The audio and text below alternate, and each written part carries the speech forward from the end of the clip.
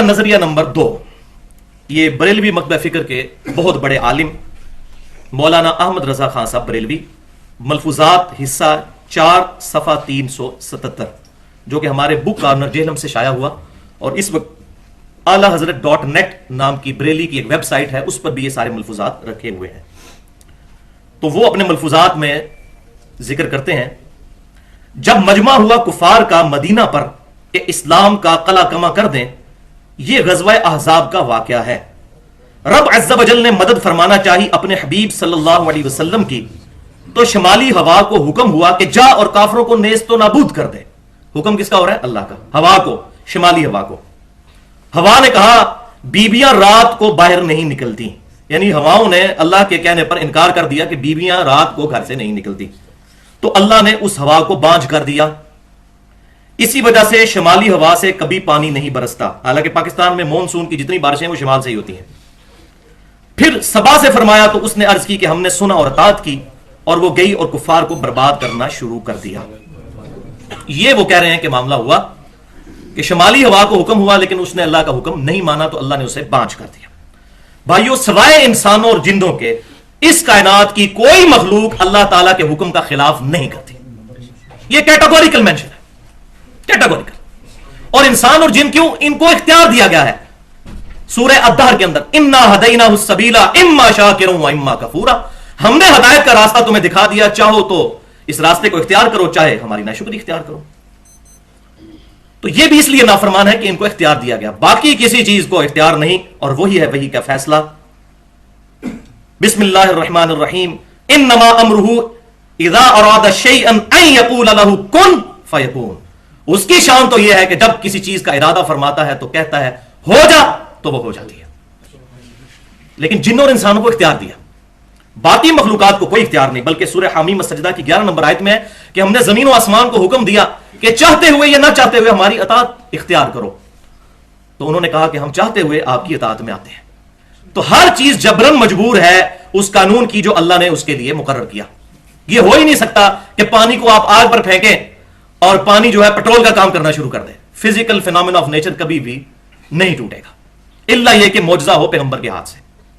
باقی physical phenomena of nature اتنے محکم ہیں، سائنٹیفک جتنے بھی فینومینا ہیں، کہ یہ کبھی نہیں ٹوٹیں گے۔ تو آگ اللہ تعالیٰ کے حکم کی پابند ہے، وہ ہمیشہ جلائے گی۔ ہاں، ابراہیم علیہ السلام کے لیے ٹھنڈی ہوئی بغاوت کر کے نہیں، اللہ کے حکم پر۔ یہ نہیں ہو سکتا کہ اللہ تعالیٰ کسی چیز کو حکم دے اور وہ کہ جی بیویاں رات کو گھروں سے باہر نہیں نکلتی، والعیاذ باللہ تعالی۔ اس سے بھی بڑھ کر کھل کر علماء کا نظریہ نمبر 6، مولانا احمد رضا خان صاحب بریلوی، ملفوظات حصہ اول صفحہ 106، بک کارنر جہلم سے شائع شدہ ہے۔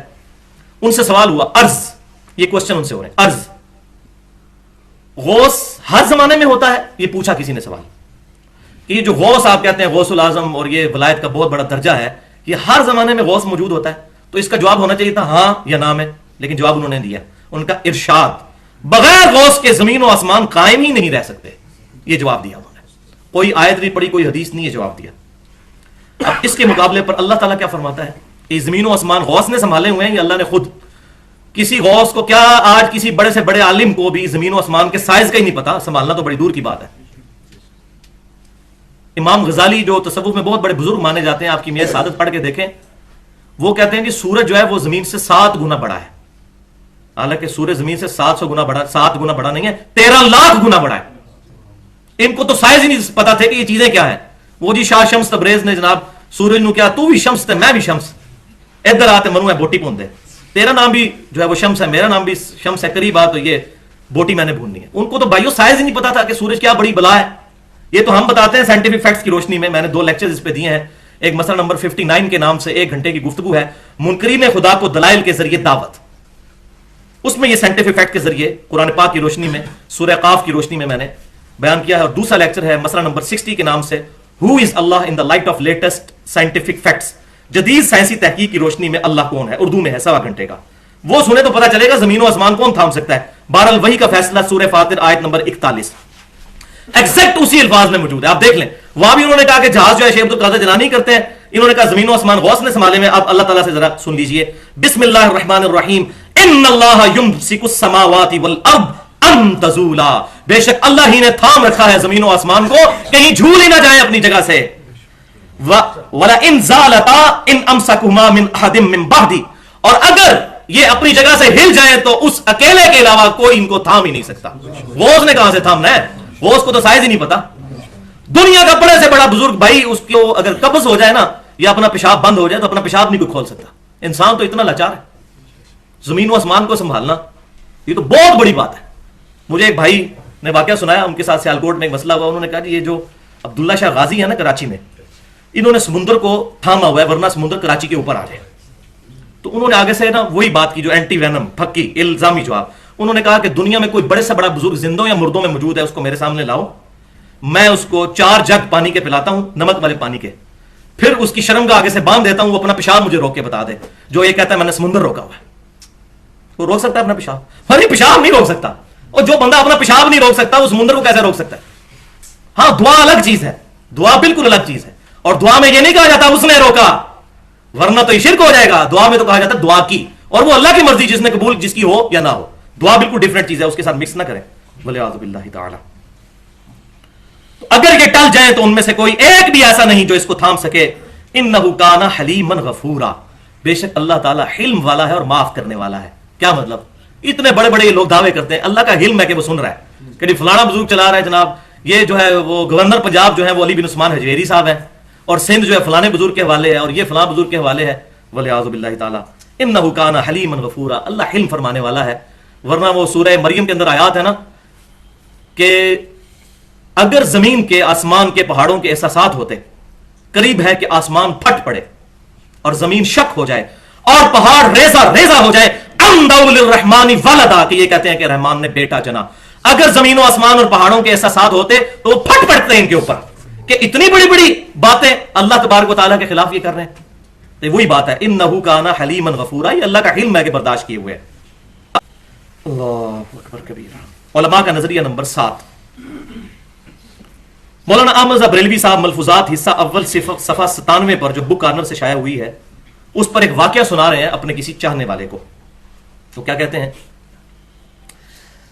ایک مرتبہ سیدنا جنید بغدادی دریائے دجلہ پر تشریف لائے اور یا اللہ کہتے ہوئے اس پر زمین کی مثل چلنے لگے.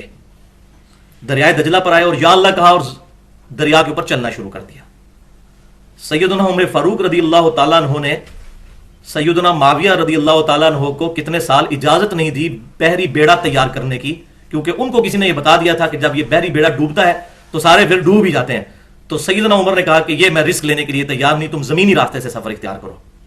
تو پھر تو جنید بغدادی کا زیادہ مرتبہ ہے. سیدنا عمر فاروق رضی اللہ تعالیٰ کہتے ہیں کہ یا اللہ پڑھو اور جناب سمندر پار کر لو، بحری بیڑا تیار کرنے کی کیا ضرورت ہے؟ بھائیو دنیا بقدر ایفٹ ہے، یہ کرنا پڑے گا، دنیا میں تو ایفٹ کرنی پڑے گی. اس کائنات کی سب سے بلند ترین ہستی امام کائنات صلی اللہ علیہ وسلم، اگر آپ صلی اللہ علیہ وسلم کو زخم لگا ہے تو خون مبارک نکلا ہے، 4 دانت مبارک شہید ہوئے، خون کا فوارہ چھوٹا، بے ہوش ہو گئے. پیاس لگی تو پانی پیا، بھوک لگی تو غزوہ احزاب کے موقع پر پتھر بھی باندھے. یہ ساری تکلیفیں دنیا میں اٹھانی پڑیں گی. یہ کام ایک نگاہ ماری تو یہ کر دیا تو وہ کر دیا، اگر یہ کام ہوتے تو اتنی تکلیفیں صحابہ کو کیوں اٹھانی پڑی؟ معاذ اللہ استغفر. ان سے بڑا دنیا میں امت کا رہنما کون ہو سکتا ہے صحابہ کرام علیہ رضوان سے بڑھ کر؟ تو یا پھر کہہ دیں کہ ان بزرگوں کے درجے جو ہے صحابہ سے بڑھ کے تھے معاذ اللہ. تو سیدنا جنید بغدادی دریا دجلہ پر تشریف لائے اور یا اللہ کہتے ہوئے اس پر زمین کی مثل چلنے لگے. ایک شخص نے عرض کی کہ میں کس طرح ہوں؟ تو انہوں نے کہا تو یا جنید کہتا ہوا چلا. اے دیکھتا یہ یہاں بات ختم نہیں ہوئی ہے، اس کا ابھی ڈراپ سین آنا ہے آگے. اس نے یہی کہا اور دریا پر زمین کی طرح چلنے لگا. تو بھائی اگر یہی ہے تو کوئی دنیا میں ایک تو صحیح العقیدہ مسلمان موجود ہوگا نا بقول ان کے، تو لائیں یا جنید پڑھ کے ہمارا یہ دریائے جہلم پار کر کے بتائے، یا کہہ دیں کہ دنیا میں کوئی بھی نہیں موجود اس وقت. کہتے ہیں نا جی اولیاء اللہ سے بقول ان کے، اولیاء ہی کہنا چاہیے، اللہ تو اولیاء اللہ کا تو اللہ کو پتا ہے. تو یہ اولیاء یہ ہیں تو کوئی دنیا میں ولی موجود ہوگا یا جنید کہہ کے یہ بلکہ نالا پار کر کے بتا دے. کیونکہ لوگ اتنی تیزی کے ساتھ سب کچھ چھوڑ کے کتاب و سنت کی منہج پہ آ رہے ہیں، تو یہ کوئی کارنامہ دکھایا جائے تاکہ لوگ گمراہ ہونے سے تو بچیں بقول ان کے.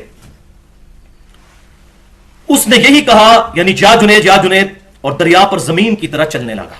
واہ جی واہ. جب بیچ دریا میں پہنچا تو شیطان لعین نے دل میں وسوسہ ڈالا. شیطان نے وسوسہ ڈالا. کیا وسوسہ ڈالا؟ کہ حضرت خود تو یا اللہ کہہ رہے ہیں اور مجھے یا جنید کہہ رہے ہیں. اس نے بھی یا اللہ کہا اور ساتھ ہی غوطہ کھا گیا. کیا کمنٹس کرے بندہ اس پہ؟ یا اللہ کہنے کو وسوسہ کہہ رہے ہیں. اب آپ کو پتا چلا کہ میں کیوں کہتا ہوں اتخذوا احبارهم ورهبانهم اربابا من دون اللہ. इन लोगों ने अपने उलमा और अपने बुजुर्गों को अल्लाह को छोड़ के अपना रब मान लिया हुआ है। तभी तो ये कह रहे हैं कि या अल्लाह कहा तो खोता खाया, फिर पुकारा हजरत मैं चला, फरमाया वही कहो या जुनैद या जुनैद। उसने फिर या जुनैद कहा तो फिर दरिया पर जमीन की तरह चलने लगा। फिर हजरत जुनैद ने फरमाया अरे नादान, अभी तो तू जुनैद तक पहुंचा ही नहीं, अल्लाह तक रसाई की हवस है। अस्तगफिरुल्लाह।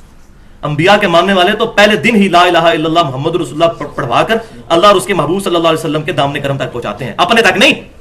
अपने जात की नफी करने वाला अल्लाह का वली होता है। तो ये तो था उनका नजरिया। अब वही का फैसला सुन लीजिए। अब इस पे फैसला में बोला जाए तो 1.5 घंटा चाहिए। 1 घंटा और 38 मिनट का मेरा लेक्चर है मसला नंबर 3 के नाम से ahlesunnatpak.com पर। दुआ सिर्फ अल्लाह ही से, और रिसर्च पेपर है 8 सफ़ों का। तौहीद पर आज तक जितनी किताबें लिखी गई हैं उलमा की तरफ से, वो एक तरफ और 8 पेजेस एक तरफ है। दुआ सिर्फ अल्लाह ही से, और वो मैंने ये तमाम दलाइल सामने रख कर जो इनके थे उसको एड्रेस किया अल्हम्दुलिल्लाह। तो उसमें सारी चीजें डिटेल के साथ मौजूद है। यहां मैं सिर्फ आपको अंबिया इकराम अलैहिस्सलाम का एटीट्यूड बताता हूं, और इनके मुकाबले पर इनके बुजुर्गों का एटीट्यूड तो आप देख चुके हैं, जिनकी तरफ ये चीजें मंसूब हैं। वल्लाहु आलम। जामिया तिरमिजी में सही सनद के साथ इंटरनेशनल नंबर के मुताबिक 2516 नंबर हदीस है, और इमाम तिरमिजी ने इस हदीस के साथ लिखा हाजा हदीस हसनुन सहीहुन, ये सही हदीस है। हदीस सुन लीजिए और आपको कंट्रास्ट नजर आ जाएगा। अब्दुल्लाह बिन अब्बास रदी अल्लाह तआला अन्हु कहते हैं कि मैं रसूलुल्लाह सल्लल्लाहु अलैहि वसल्लम के पीछे सवारी पर बैठा हुआ था।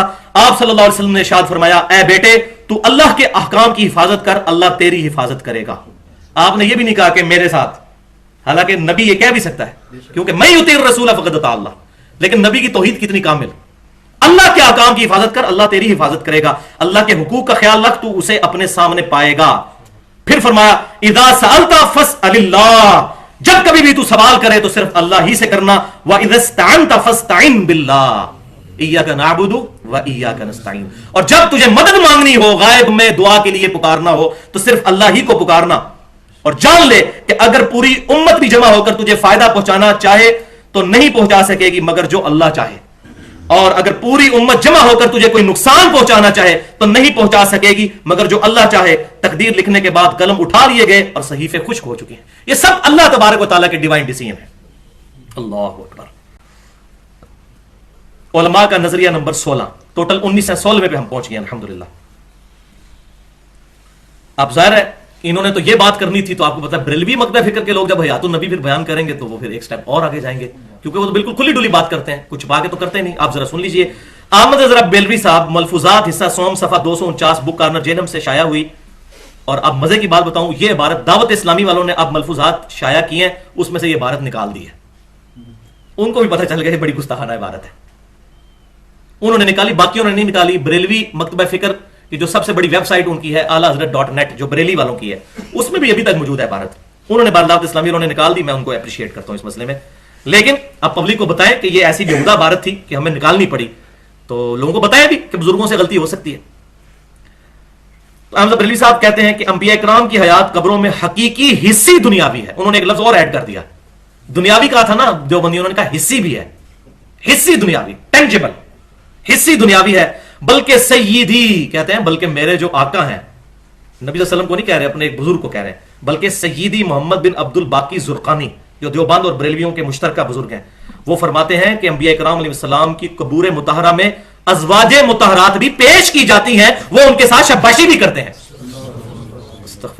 मैंने कहा था ना बरेलवी तो फिर खुल डुल के बात करते हैं, उन्होंने कोई उसमें रहने नहीं दी बात। उन्होंने कहा जनाब दुनियावी की आपको तारीफ फिर आप खोल के बताते हैं, दुनियावी का मतलब क्या होता है, ये सारे काम होते हैं वहां पर। अच्छा, आप बरेलवी कहते हैं वो जनाब ये तो उन्होंने अब्दुल बाकी जुर्कानी का कॉल नकल किया है। अच्छा, तो नकल करके उसकी तरदीद की है, उन्होंने तो अपनी बात की दलील में वो कॉल पेश किया है। और दूसरा उन्होंने कहा सय्यदी, आप कोई कहे सय्यदी गुलाम अहमद कादियानी फरमाते हैं, फिर आका कहा, उसको अपना सरदार कहा, वो जाहिर है उनको बुजुर्ग मानते हैं वो। तो वो कहते हैं कि उन्होंने तो यहां तक लिख दिया है, ये उनके चूंकि उन्होंने दलील कुरान और हदीस से तो नहीं देनी होती ना, वो बुजुर्ग ने फरमा दिया वो काफी है। तो उन्होंने कहा कि आपको ज्यादा चक्रों में क्या डालें, बुजुर्गों ने तो यहां तक फरमा दिया कि कब्रों में बीवियां भी पेश की जाती हैं, शब्बाशी करते हैं। अल्लाह खैर जला 2 जुमले तो गल समझा दी है भाई जी, सारी गल ये सी दुनियावी। अच्छा, अब इसमें वही का जरा फैसला सुन लीजिए। हयातुन नबी को तो हम मानते हैं, मैंने अल्हम्दुलिल्लाह रिटन फॉर्म में भी लेक्चर्स भी मौजूद हैं, और हम ही मानते हैं सही हयातुन नबी सल्लल्लाहु अलैहि वसल्लम को। वही का फैसला बिस्मिल्लाहिर रहमानिर रहीम, सूरतुल अहज़ाब आयत नंबर 6, अन नबिय्यु औला बिल मुमिनीन मिन अनफुसिहिम व अज़वाजुहु उम्महातुहुम, नबी सल्लल्लाहु अलैहि वसल्लम मोमिनीन की जानों से भी ज्यादा उन पर हकदार हैं, और नबी सल्लल्लाहु अलैहि वसल्लम की बीवियां उम्मत की माएं हैं। हुजूर की बीवियों के बारे में बात करना अपनी मां के बारे में बात करना है। कोई शख्स ये कह सकता है कि ये वो कमरा है जिसमें मेरे वालिद साहब मेरी वालदा के साथ शाबाशी फरमाते हैं, और नबी सल्लल्लाहु अलैहि वसल्लम के बारे में ये बात करना। और मैं आपको आज एक ट्रुथ भी रिवील कर दूं, मेरे दिमाग की पहली गिरा जिस चीज ने खोली ना वो यही इबारत थी। मुझे एक बंदे ने आके इबारत दिखाई कि तुम्हारे अहमद बरेलवी साहब ने ये इबारत लिखी है, लेकिन अल्हम्दुलिल्लाह मैं उतना बिका हुआ नहीं था। मैंने कहा ये मिस प्रिंटिंग होगी, बात ये वैसे गलत है, मुझे समझ नहीं आती। और वहीं से अल्लाह ताला ने पता नहीं कबूलियत की घड़ी थी, वहीं से फिर रास्ता खुला और फिर कुरान पाक 2007 में पढ़ना शुरू किया और अल्लाह ताला ने नबी सल्लल्लाहु अलैहि वसल्लम के मुबारक कदमों तक पहुंचा दिया अल्हम्दुलिल्लाह। तो ये वो पहली इबारत थी जिसने मेरा दिमाग खोला कि यार इतने बड़े बुजुर्ग भी ये काम कर सकते हैं। तो यहां से मुझे अब एंटी वैनम हाथ लग गया कि असल मसला ये है, इस तरीके से उससे तोड़ें और जोड़ें नबी सल्लल्लाहु अलैहि वसल्लम।